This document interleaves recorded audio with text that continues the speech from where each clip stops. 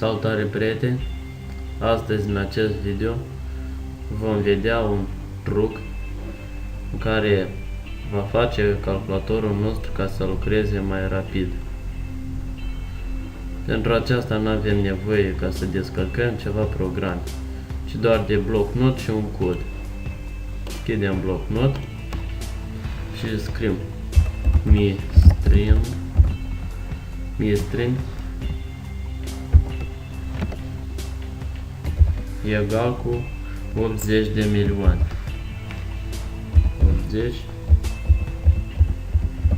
80 de milioane.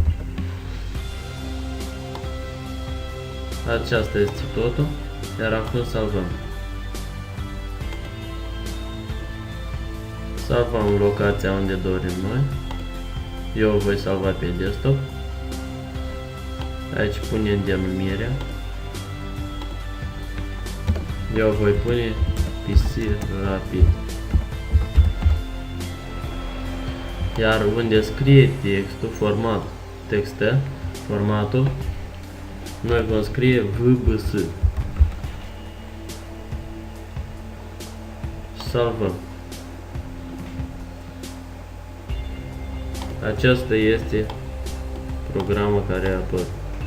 Înainte de a o testa, să deschidem o program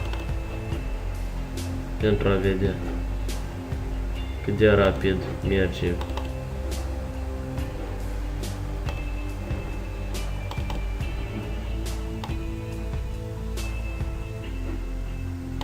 Iar acum să deschidem această programă și să vedem diferența.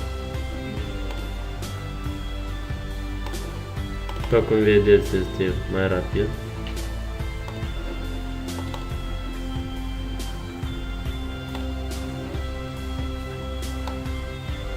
Cu ajutorul acestei programe, noi putem ca să facem calculatorul să lucreze puțin mai rapid. Atât a fost totul. Vă mulțumesc pentru vizionare. Nu uitați să dați un comentariu, un like, un share.